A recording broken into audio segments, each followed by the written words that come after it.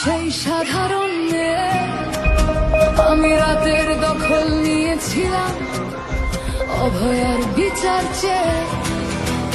যতই কাকিমা আপনি আজকে করুন অস্বীকার, সেদিন রাতে আমরাই ছিলাম ছিনিয়ে আনতে বিচার।